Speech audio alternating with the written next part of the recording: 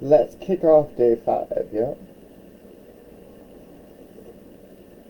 Alrighty, my friends. You have stayed with me for 5 days. Thank you so much for watching. So, let's get into the final and last stages of working with spirits to this capacity. So there's the unfun parts to talk about, okay? So you've got your spirit in your urn. You've got something that you've conjured up. Well, now it's time to let it go. Let it go. No, sorry, I'm not going to. No. We're not doing that. But, so, what are the next steps? You've already bonded with it. You've already made friends with it. You don't need it anymore. It's time to release it into the wild. Okay? Or you're doing an exorcism and it's time to contain it. Because where you're going, what you're doing, your practice has evolved. You are ready to take the next steps as an exorcist. You're ready to do the client work. You're ready to do whatever else. So in the big red, so Grimoire of Hearts, if you have it, hopefully you do, page 331 through the end of the section. So it goes into page 347-ish? Yeah, 347. Yeah. We'll say 347. It goes into the different types of exorcisms. The ones for the water, the ones for the fire, the ones for the earth, the ones for the air. There's 2 types. One for a person, one for a thing. Okay? In this case, we're doing it on a thing. We're purifying all of the things inside of it. Okay? So, in the world we have the physical wars, the occult wars, we have the spiritual wars. Generally, there are combative energies that we're going to need to counteract. Doing an exorcism of this kind allows for that. Also, making a box. So, if you have an IKEA, that's where I got mine, it's a glass display box or a shadow box, okay? On one side I've got an array pattern made in sacred inks of binding or summoning. On the other I've put a grid work pattern, and then I've overlaid that with 24 karat or 22 karat leaf gold, and then I've put the blue over that to protect the gold. So inside of the box is graveyard dirt, is a plate that's got 24 karat gold on it, and it's got the spirit anchoring intermediary that I use to summon and contain all of the other things. So inside of it, it looks like this. Okay? What I stick into this is all of the other stuff. And so here's the plate that's inside of there.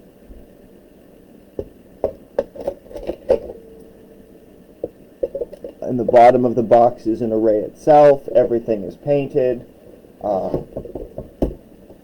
Everything is set accordingly, and the box has a little slide tab so it locks. The ingredients to make the box we'll get into. But first I want to go over the exorcisms. When you use the ones in the book, it's going to go through, again, things that are associated with the ranks of celestial orders that I'm attached with. Things that I earned through various years of initiations and different kinds of priesthoods and things like that.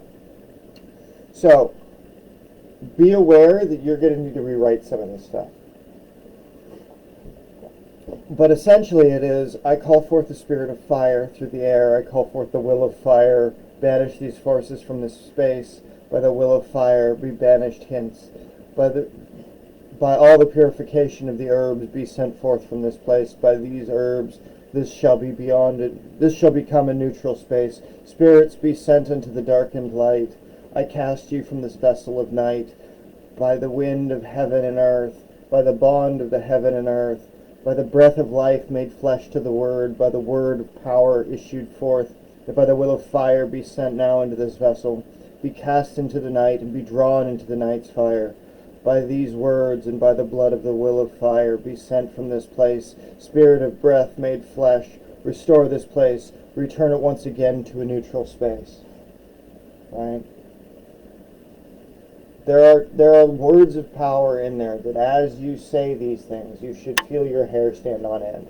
If your hair is not standing on end when you are saying these things, you have not done something correctly, because you are channeling the inner prana that you have, that inner fire of the Kundalini, the energy of life that moves through you, out your words, out your arms, and into that space that you're working on, so that way you can create that place of purification. Okay? Now, in the book, I say light a candle inside the mirror box. Well, you don't have to light a candle inside the mirror box if you've got that anchor in there, because that becomes your beacon. That becomes the lamp by which things are summoned. And on the top of your box, you have a summoning array, so that what you summon here, so when you're using the box, you've got it here. You put this on like so. You summon the spirit to this, and then you stick it in the box for containment. Okay? It's a very simple process, but it does create a Pandora's box effect. So it will keep your nasty shit contained if you are doing those sorts of things. A few words of advice are: don't summon up anything that you can't control, you can't banish, or you don't want to make friends with. Now, if you ever get into trouble, you can reach out and we can chat. I do exorcisms for people constantly. Like, that's not a joke.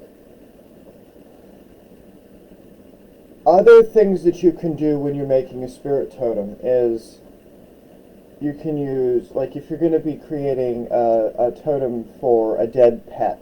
I have done this before. You'd use ashes, you would use a piece of fur, you would use some moonstone, and you would stick it inside a vessel. Then you would use purification herbs, blue kyanite, quartz, carnelian. Use silver leaf on it. Use snowflake obsidian, because it does have the two stones in there, so that way you get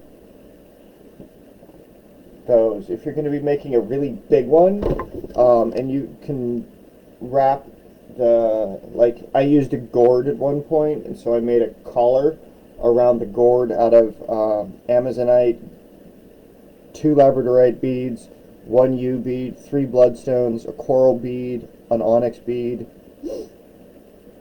another coral bead, 3 bloodstones, a coral bead, kunzite, coral, and a crimp bead. And that was around the outside, so it balanced out.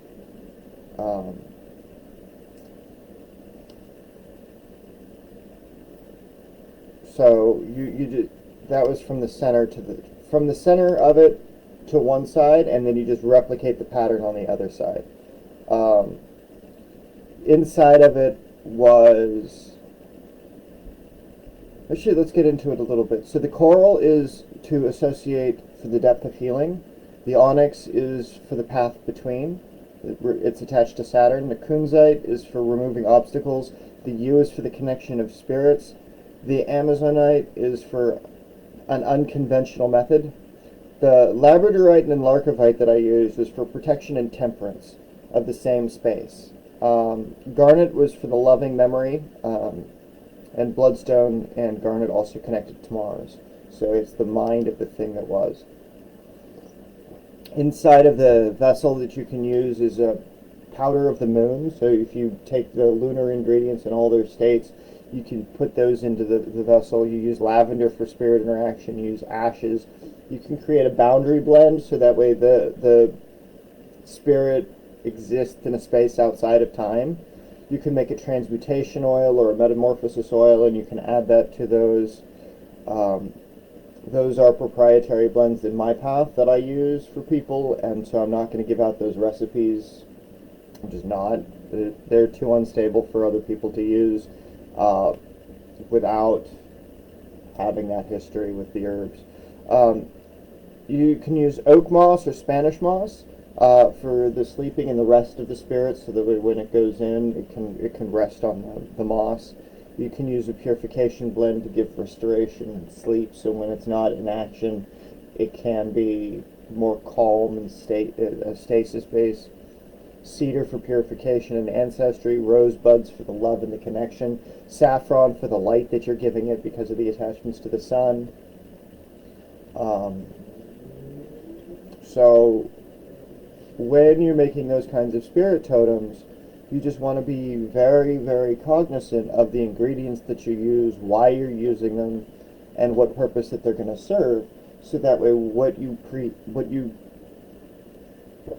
produce is exactly what you intend. So that way, again, you don't have any wandering spirits coming through and they're going to fuck up your shit.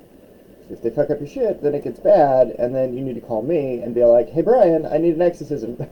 Like, I need you to do that thing you do where you pull things remotely. Like, yeah, like that. I'm not joking, folks. Like, it gets that serious. So, this is the design that is on the outside of the glass. Okay? So, this is drawn first, and then gold is put over it, so that way it acts as a mirror to contain things inside. There's 12 circles, each one about a centimeter apart from each other. It's made with a spirit anchor ink from the number 60 hexagram, which represents time. It's made with an ink of the 9 worlds, so all of the directional blends that I talked about yesterday for each of the directions, it's got that mixed in there, so no matter where it is, it can add. It's also got an augmentation blend in there. So that's on the outside, and then this is the symbol that is on the inside to act as the summoning for containment. My camera is absolutely losing its shit today. Come on. So that's the array on the inside of it. So it's got the 12 circles on the other side of the glass. The red circle is actually in red, and it's made with the ghost, the human, the earth, and the heaven blends. It's also made with the ink of augmentation and the summoning blend that I mentioned in the other work as well. So that way everything is pulled, everything is drawn to that center space. So it creates a 6-way grid within the space you're conjuring. Now, why do I do that? 6 on top, 6 on the side, so that way it creates an outside of space moment. So that way when you're doing your exorcism, when you've got a box of containment, you really can divide it and create its own little world. Because if anybody's read up on Metatron's cube, a cube has 9 planes within it. So by calling on the 9 directions, you're actually calling on all of the different phase shifts that are possible inside of cube space. So you've got the vertical of the cube, you've got the horizontal of the cube, you've got all of the different potential realities that are dividing out space. So when you're removing something and you're putting it into a box, you literally are removing it from this creation, putting it into a secondary creation, which you are responsible for. You are able to pull things in and out of. So the box is better than the urn. And for what I did with Guy and his urn with the conjuration of Zapar, I built him a box of Wenge on top and on the bottom, and black walnut around the sides, so that way when it gets uppity, he can stick the thing inside, and it's contained inside the black walnut, because the neat thing about black walnut is that if you sleep beneath it, it'll kill you because it poisons the ground beneath. It prevents anything else other than itself from growing. So that's why I use it as a protective measure around some of the spiritual stuff I get up to for folks. Just because it acts as an extra assist. It acts as a insurance policy, keeping any spirits from fucking around with you. Now, we're going to get into a little bit of the exorcism blends that I use. So, when you're using these things and you're going to be lighting these suckers off and you're doing client work, or you're ready to get rid of the thing in your house or whatever it is, the lamp of banishment, okay? The spell is, I conjure the light of the eternal flame and open the gate to the shadow realms. I send you forth and return now to your space. Okay? Simple stuff to pull off. Well, you want to use olive oil as your base for the lamp. Okay? So that would be these little clay things. Okay? So you can get these on Amazon. Comes with a cotton wick. Put your oil in there with a couple of drops of the herbs. So, if you're going to banish something of Saturn, you use myrrh. If you're going to banish something of Jupiter, use cedar and oak moss. If you're going to banish something of Mars, use tobacco or a little piece of leather scented stuff. For the Sun, frankincense and angelica. For Venus, it'll be benzoin, rue, or sandalwood. For Mercury, it'll be spikenard or storax. For the Moon, it'll be jasmine or ginseng. For the Earth, it'll be dittany of Crete or patchouli. So that will be gone. Also, what you can do too is Palo Espanta Muerta. You can get that online. Is one of the Palo herbs. It's also known as Bringraj. If you do any work with, they use it for hair thickening. Bringraj powder. It's also known as false daisy. But it's really fun. They use it to thicken the hair in India. So you can usually get it from like Walmart in these big packages. But yeah, it keeps your ancestral spirits from fucking with you. So like it thickens your hair, yeah, but it also keeps the spirits off. It's really fun. But yeah, you light one of those, you light some false daisy up, and it will run shit off. So does camphor. But careful, that stuff burns really quick because of the oil and stuff that's in there, so you got to make sure that you don't burn your house down with that. You can also create a floor wash out of bay leaves, marigold, star anise, mimosa pudica. I really like that stuff because it banishes monsters. Patchouli, white sage, blessed thistle, Solomon seal root, mistletoe, aconite if you can get your hands on it. Saffron is great. The road opener blend and that exorcism blend that I just mentioned. So you could mix that into. I use the purple fabuloso because it tends to not stink so much. But when you're cleaning out your space, you're washing off your altar, you can use this blend in your cleaning supplies, and it acts as a bullshit be gone. Okay, so cleaning your space literally becomes actually cleaning your space. So not only can you restore the energy of a place magically with the exorcisms and the spirit containment method, but you can actually wash it down and literally clean your space. So you've got your lamp of banishment taken care of, you've got your exorcisms taken care of. You're basically returning everything to the space it was and the way that it was before you started conjuring stuff up. Okay? It's really important to remember. So that as you go through and you go and you're creating and you're doing your summons, you need to also be able to close the gates. Willingly I shut the door and lock the key, there be no more, you know?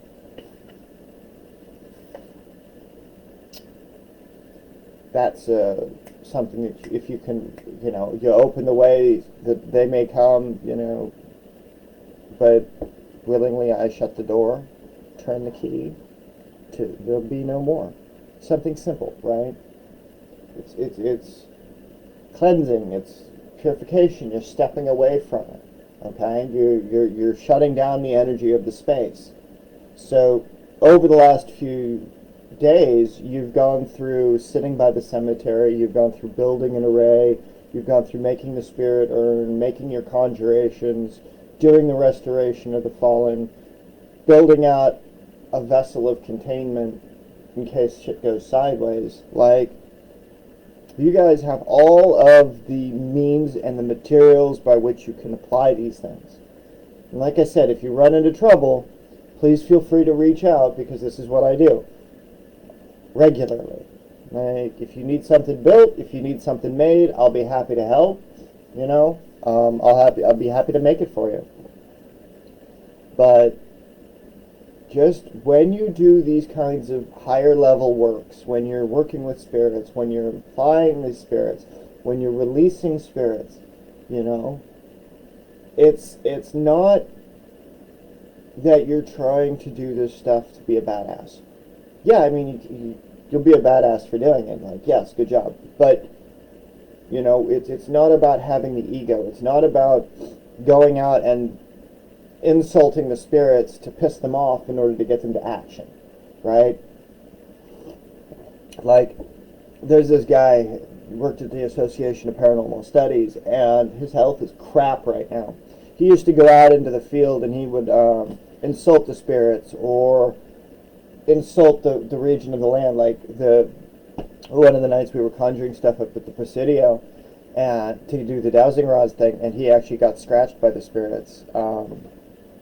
But yeah, his health is absolutely shit right now, just because of what he's done in the past with the spirits and just the way that he treated them. So you just want to be careful, you know. This stuff, like I said, it's not a game, it's not a joke. It does change the way that life works for the people that you're serving with it, so that as you go through and you're working with this stuff, you're making positive change in somebody's life. You're making positive change in your own life. You know, for Guy, it made positive change in his life. Now that he's cleared out the bullshit of his life, and now that he's going a little bit deeper into these things, you know, it's exactly what he needed to do for the time to change the way that he wanted, right? So I'm not saying that you shouldn't do these things, and by all means, do them, right? Like, I do them, like, I love to do this stuff, like necromancy and summoning up the spirits to have them help people. You know, it's like, they're dead, they're at rest. Yeah, sure. But what if they want to, like, not be dead for a while? Or what happens if they want to still interact with the world, right?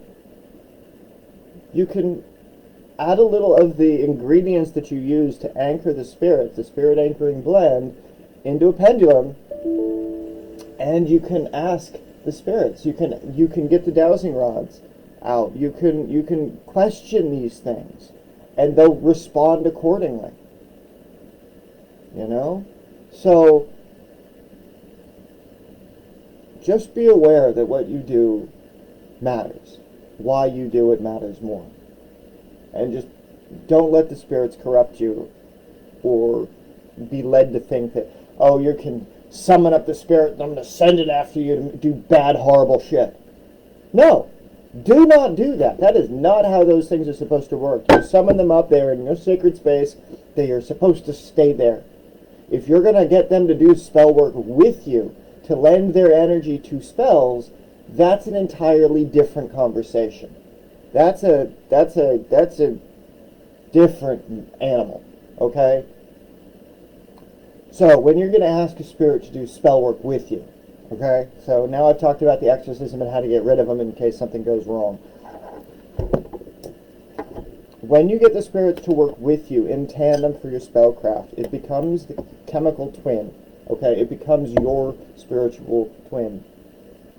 What in you is like in the spirit, so that way you are the tangible living form, it is the dead form of yourself. So it and you become part of the mirror plane. You and it's your reflection. Your will is its will in that moment, in that space. So when you create a mirror plane, when you conjure something on a black mirror, when you're dividing space using a black mirror or a bowl of water or a fire or incense, right? Something that creates a period of transition or reflection or change in the state of something.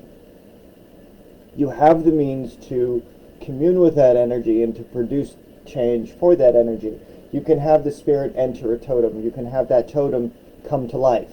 Right? That would be my preferred way to go about it, is to bring your spell to life, so that way it functions as a critter on its own, so that way it exists, so your spell exists. Right? The energies required in the life of your clients, your targets, your effect, right? When you animate that totem, the spell is in effect. It lives, it exists. You keep it around your place to anchor it in. So that's where you should stick it in a box, not the exorcism box, a different box for storage, for you put it up on your shelves for, you know, elevation purposes, to honor the spirits of the things you conjured, because those spells are in effect, because of those behaviors of those spells. You know, it's meant to be purification. It's meant to be elevation. This stuff is not meant to be used for fighting other magicians. This stuff isn't to be used for hurting other people with it. This stuff is for service. You know, getting a job or getting a promotion, be like, Spirit, would you lend your energy to help me get this promotion? It can do that, right? Spirit, would you allow me to, you name the spirit, you conjure it up, you give it some water, you give it some fire, you give it some, you can, if you walk the path that has been properly trained for giving Ebo to spirits, you can do that. But then you have to, that's not something I discuss. That's not something I get into. That's not my path. I believe that you can take the dead matter and you can put a new spirit into it, and then from that, it serves because it's no longer dead. You don't have to make stuff die in order to make your stuff go. Let me say that again. You do not have to make things die in order to make your magic go. You can turn dead stuff into living energies with the methods that I've described. So that way you don't have to worry about, like, oh my god, I have to go sacrifice the chicken. No, motherfucker, you do not. At least not with this stuff. With other traditions, absolutely. Like, there is some stuff that you have to do a chicken. Like, you just have to. But when you're making spirit objects, when you're ensouling something, no. No. You don't.